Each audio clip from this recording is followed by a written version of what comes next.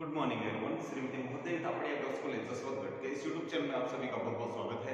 आज का बार जो डिस्कस का टॉपिक है वो है बहुराष्ट्रीय निगम, यानी ऐसी कंपनियां, ऐसी संस्थाएं जिनका अपने देश में तो कारोबार होता ही है, बल्कि अपने देश में ही सीमित न रहकर उनका कारोबार दूसरे देशों तक भी फैला होता है। यानी ऐसी कंपनियां जिनका कारोबार अपने देश के अलावा अन्य कई देशों में फैला हो, तो ऐसी संस्थाओं को हम कहते हैं बहुराष्ट्रीय निगम।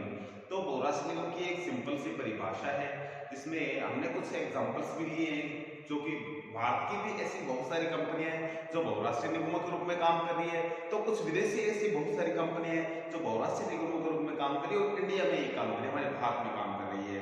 तो इनके क्या क्या लाभ है, क्या क्या इनकी भूमिका रहती है हमारे देश में, और हमारे देश में इनके क्या क्या दोष है, उनके बारे में थोड़ा डिस्कस करेंगे। उससे पहले मैं थोड़ा बता दूं आपको कि इनका जो कारोबार है वो ये टेक्नोलॉजी वगैरह ये सब अपने देश के अपने पास रखते हैं, लेकिन जिस देश में जहां जाते हैं वहां की वर्कर, वहां के जो प्राकृतिक संसाधन है उन्हीं को यूज में लेते हैं। अपने देश की जो पूर्ण रूप से चीजें हैं वो यूज में नहीं लेते हैं, तो इसलिए कुछ तो फायदा जहां वो काम करेंगे वहां के लोगों को रोजगार देंगे, वहां नई नई चीजें बेचेंगे, तो उन देश में जो उसका प्रोडक्शन होगा तो कंपटीशन में चीजें सस्ती भी मिलेगी, अच्छी भी मिलेगी, तो कहीं कहीं कुछ फायदा ही होता है। लेकिन कहीं कुछ फायदा होता है तो कुछ कहीं नुकसान भी होता है, तो आज सभी के बारे में थोड़ा डिस्कस करेंगे, तो क्या क्या नुकसान है और क्या क्या इनके फायदे हैं। तो सबसे पहले देख लेते हैं कि कौन कौन से ऐसे बहुराष्ट्रीय निगम है जो कि अंतर्राष्ट्रीय स्तर पर काम कर रहे हैं। जैसे उन्हें लिख रखा है कोलगेट, कोलगेट हम पेस्ट है जो मंजन करते हैं इनसे, तो ये एक विदेशी कंपनी है, लेकिन भारत में ये अपना अच्छे से प्रभुत्व जमाए हुए है। इसी प्रकार से Palmolive Hindustan Lever limited, Pond's India limited, ये इंडियन कंपनी है जो विदेशों तक काम करती है।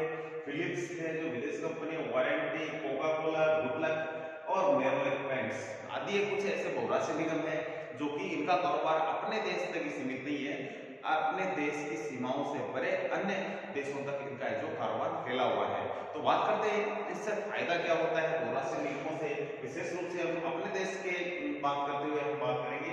तो सबसे पहले विदेशी पूंजी निवेश में वृद्धि। तो बात करते हैं विदेशी पूंजी निवेश, जब 1973-74 की बात करते हैं, सबसे पहले आजादी के बाद से ही बहुराष्ट्रीय निगम है धीरे धीरे ये अन्य देशों में काम करना स्टार्ट कर दिया था, या हमारे देश की बात करें आजादी के बाद से ही ये इन्होंने अपने पांव पसारने स्टार्ट किए थे।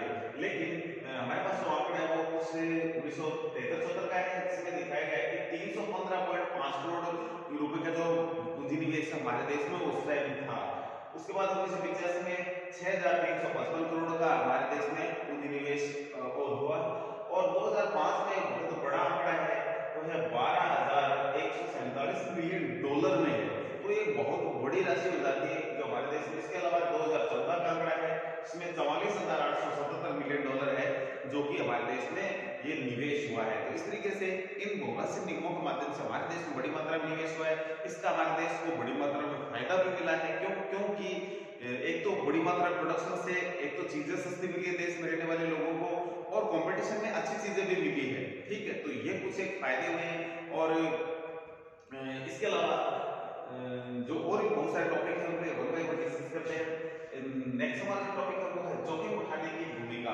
तो जोखिम उठाने की भूमिका भी कहीं न कहीं हमारे जो देश के जो कंपनियां उनको भी थोड़ा सा इनसे देखने को मिली होगी, इनसे सीख मिली होगी कि ये विदेशी कंपनियां हैं, इन करोड़ों रुपए लगा करके हमारे देश में आके सेटअप इन्होंने किया है, तो क्यों न हम भी इस तरीके से पैसा कमाएं इनका थोड़ा अनुसरण करते हुए। तो ये जोखिम उठाने की भूमिका में भी ये कहीं हमारे देश के लोगों को बेनिफिट मिला है। प्राकृतिक संसाधनों का विदोहन।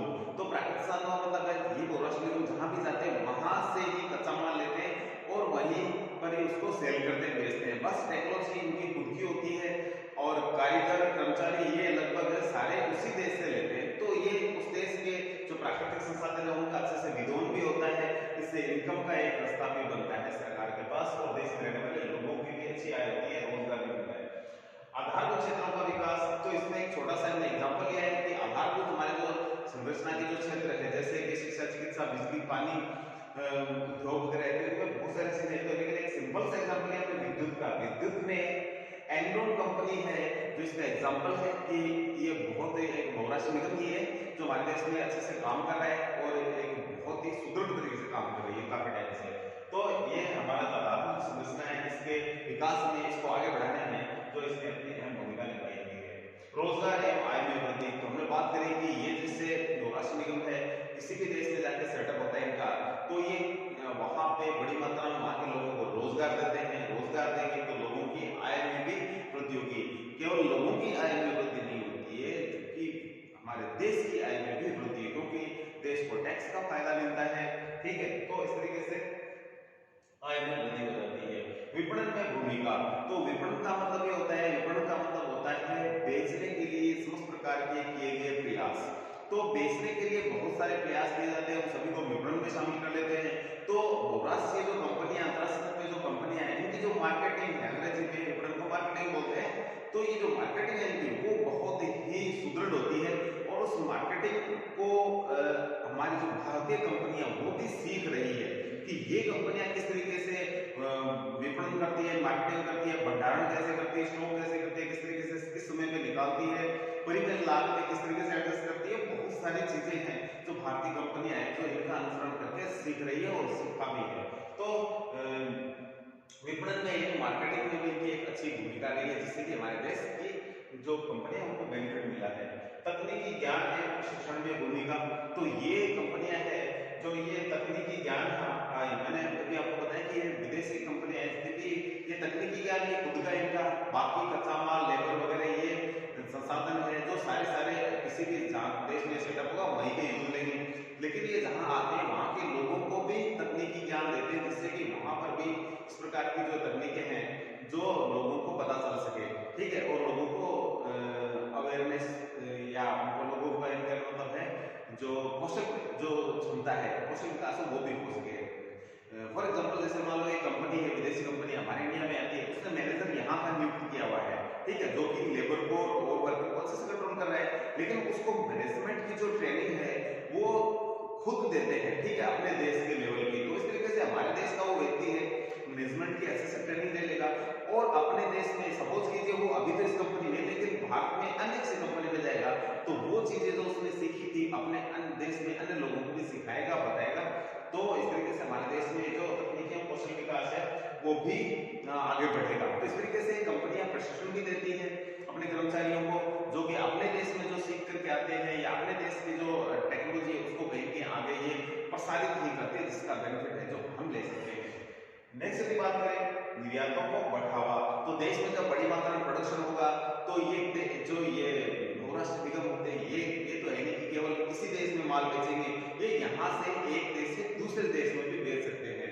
सपोज करिए भारत में किसी विदेशी कंपनी ने, यानी बहुराष्ट्रीय निगम विदेशी कंपनी ने यहाँ अपना काम स्टार्ट किया हुआ है, लेकिन वो कुछ जरूरी नहीं है कि भारत में अपना माल बेचे, वो श्रीलंका में बेच सकती है, नेपाल, बांग्लादेश ऐसे देशों में वो भारत से ही यहाँ से कहने का मतलब है व्यापार कर सकती है, यहीं से ही माल अपना बेच सकती है।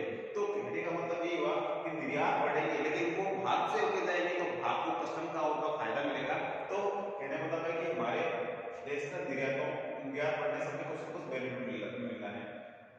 प्रबंध कुशलता में वृद्धि, तो हमने बात करी कि प्रबंधन का जो लेवल है वो विदेशी कंपनियां हैं, वहां के जो कर्मचारी, जो प्रबंध के जो प्रबंधक है, तो उनका जो लेवल है वो बहुत ही अप होता है, वो बहुत ही अच्छी सुदृढ़ तरीके से या कुछ नए तरीके से कुछ सीख करके आते हैं अपने देश से, या अंतरराष्ट्रीय स्तर पर कुछ बहुत ही अच्छी सुदृढ़ चीजें सीखते हैं। लेकिन जब किसी देश में जाएंगे तो वहां वो उस चीज को सिखाते हैं, लोग उनको देख करके सीखते हैं, जो कि किसी भी देश के लिए फायदे वाली स्थिति होती है। हमने भी थोड़ी देर पहले इस पे इसी टॉपिक में डिस्कस किया था कि मैनेजमेंट, जैसे मान लो एक बात है कि जैसे मैनेजमेंट में आने के लिए बात सिंपल सी डिग्री है MBA, ठीक है, तो मास्टर ऑफ जो एडमिनिस्ट्रेशन होता है, तो कहने का मतलब जो MBA डिग्री है वो तो विदेशों में करके आते हैं, एक इंडिया में करते हैं और किसी दूसरे छोटे मोटे देशों में करते हैं। लेकिन बड़े देशों में जो MBA की डिग्री है वहां पे उनको कुछ और अच्छे से चीजें सीखने को मिलती है, इंडिया में कुछ और अलग से चीज सीखने को मिलती है। जो छोटे देश है वहां पे लोगों को ज्यादा पता नहीं होता है, लेकिन कहने का मतलब है कुछ न कुछ नया सीखने को मिलता है। तो वो व्यक्ति है जो मैनेजमेंट का स्तर है, तो वो यहाँ हमारे देश में आएंगे तो हमारे देश के लोगों को भी उनसे कुछ न कुछ सीखने को मिलेगा, और वो सीखा हुआ हमारे पूरे देश में जो विस्तारित होगा, इससे फायदा होने वाला है। आधारभूत उद्योगों के विकास में भूमिका, तो हमने भी बात करी कि आधारभूत हमारे जो उद्योग है लगातार जो इन चीजों को सीख करके आगे बढ़ रहे हैं, ठीक है। हमने बात करें बिजली, पानी, शिक्षा, चिकित्सा, परिवहन, बीमा, बैंकिंग, वाणिज्य, ये हमारे आधारित क्षेत्र है और इन क्षेत्रों में लगातार इन बहुराष्ट्रीय जो निगम है इनकी भूमिका बढ़ती जा रही है और इससे है जो ये क्षेत्र है जो बहुत ही तेजी से आगे बढ़ रहे हैं। तो ये फायदा ही हो रहा है हमारे देश को। नेक्स्ट है शोध एवं विकास। तो बहुराष्ट्रीय निगम जिस देश में जाते हैं वहां वो रिसर्च भी करते रहते हैं, शोध भी करते रहते हैं, कुछ न कुछ नई चीजें तैयार करने का प्रयास करते रहते हैं जिससे कि कुछ नई चीजें सामने निकल के आए। तो इसी संदर्भ में जब शोध और विकास करेंगे तो वो केवल वो शोध विकास अपने देश तक ही, अपने देश में नहीं लेके जाने वाले, वो शोध और विकास हमारे देश में भी काम करे तो हमारे देश में भी वो काम आने वाले हैं। तो इसी तरीके से हमारे देश में भी शोध और विकास का जो फायदा मिलेगा तो हमें नई चीजें, अच्छी चीजें देखने को मिलेगी और उस शोध विकास को क्या हमारे देश में क्या पूरी दुनिया को इसका बेनिफिट मिलता है। तो ये इसका एक फायदा है। अब बात करते हैं इनके कुछ दोष भी है, हमने केवल फायदे भी गिनाए इनके, तो कुछ दोष है। तो दोष इस तरीके से निगमों के दोष है, देश हितों की अपेक्षा हमारे देश की जो कंपनी है इनको बड़ी मात्रा में कंपटीशन करना पड़ता है तो कहीं न कहीं हमारे देश हित है जो असुरक्षित महसूस किया जा सकता है। आर्थिक संरचना पर बुरा प्रभाव, तो हमारे देश में जो हमारी अर्थव्यवस्था है या आर्थिक संरचना है इसमें इसका बुरा प्रभाव निश्चित रूप से पड़ेगा। क्यों? क्योंकि हमारे जो विदेशी कंपनियों से कंपटीशन होगा तो कहीं न कहीं हमारे जो छोटे छोटे उद्योग धंधे वो बंद हो जाएंगे। क्यों? क्योंकि वो कंपटीशन में उनके आगे बिल्कुल नहीं टिक पाते हैं। क्यों? क्योंकि वो आर्थिक रूप से सुदृढ़ होते हैं और हमारे देश की जो छोटी छोटी कंपनियां हैं, छोटे छोटे जो लघु उद्योग है वो आर्थिक रूप से इतने सुदृढ़ नहीं होने के कारण कहीं न कहीं इनसे पिछड़ जाते हैं और ये एक समस्या का कारण भी देखा जा सकता है। क्षेत्रीय असमानता का भय, तो ये भी एक बड़ी समस्या है कि बहुराष्ट्रीय निगम मान लो सपोज कीजिए किसी एक क्षेत्र में लग गया है, ठीक है, तो वहां पे तो बड़ी मात्रा में रोजगार निकल रहा है, वहां पे तो चीजें अच्छे से बिक रही है, अच्छे से आगे चीजें आसानी से मिल रही है, सस्ती मिल रही है, लेकिन उसी क्षेत्र में मिल रही है, पूरे देश में भी उसको फैलाया जाए तो कहने का मतलब है वहां भी रोजगार मिलेगा। तो ये भी एक बड़ी समस्या है। सपोज कीजिए भारत में जैसे कोई बहुराष्ट्रीय निगम आता है और दिल्ली में अपना कंपनी सेटअप कर लेता है तो दिल्ली के आसपास या दिल्ली में रहने वाले लोगों को इसमें सबसे ज्यादा बेनिफिट मिलेगा, नहीं कि राजस्थान के लोगों को, महाराष्ट्र के लोगों को, पंजाब के लोगों को। तो ये है एक दिक्कत कि जिस क्षेत्र में जहां ये सेटअप होता है वहीं सबसे ज्यादा रोजगार, वहीं ज्यादा प्रोडक्शन होता है तो वहीं उसी क्षेत्र के सबसे ज्यादा है। तो इस तरीके से जो क्षेत्रीय असमानता है कहीं न कहीं हमें देखने को मिलती है इसमें समस्या।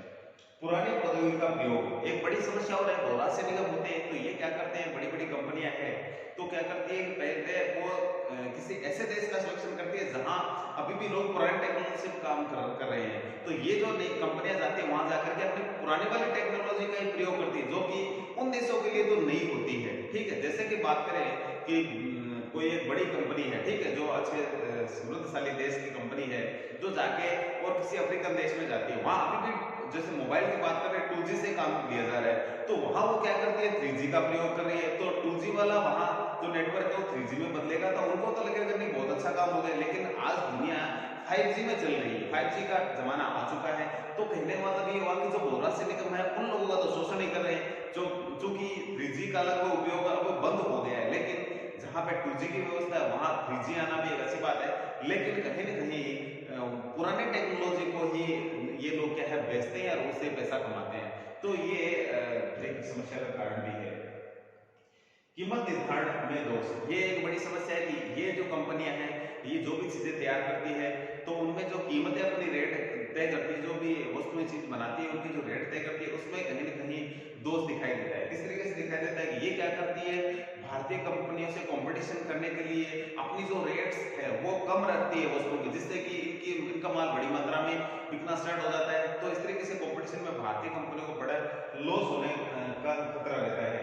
तो ये एक और इसका दोष है। हस्तांतरण कीमत से भारी लाभांश, इसका मतलब सिंपल सा ये है कि जितनी किसी वस्तु की कॉस्ट आती है, जो भी चीज बनाती है बहुराष्ट्रीय निगम बनाते हैं, इनकी जो लागत आती है उससे कहीं ये ज्यादा प्रॉफिट कमाते हैं। तो ये एक बड़ी समस्या है। यानी कहने का मतलब 10 रुपए वाली चीज को 30 रुपए में बेचना, कहने मतलब है लगभग 3 गुना जो पैसा कमाते हैं लोग। तो ये एक समस्या का कारण है।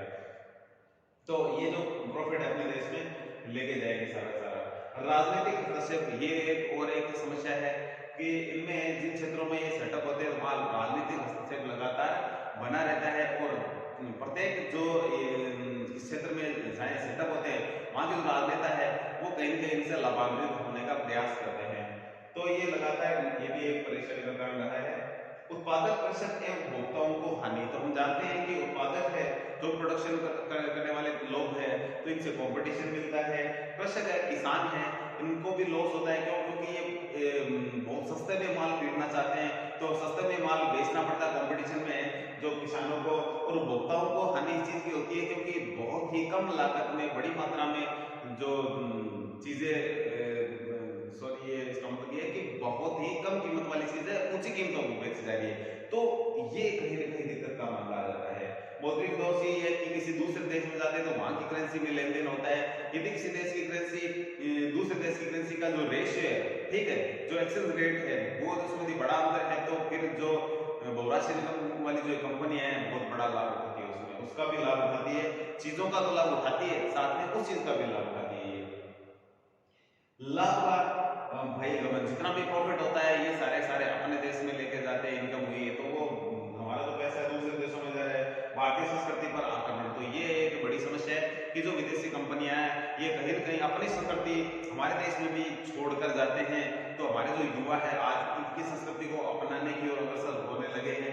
तो ये भी एक बड़ा कारण है कि कोई भी जो देश आता है दूसरे देश की दूसरे देश कोई भी दूसरा देश किसी देश में काम करने के लिए आता है तो वो वहाँ अपनी संस्कृति या अपनी छाप जब छोड़ के जाता है तो वो वहाँ हमें देखने को भी मिल सकता है या देखते भी हम लोग। तो ये एक बड़ी परेशानी का कारण है। तो ये कुछ एक समस्याएं थी।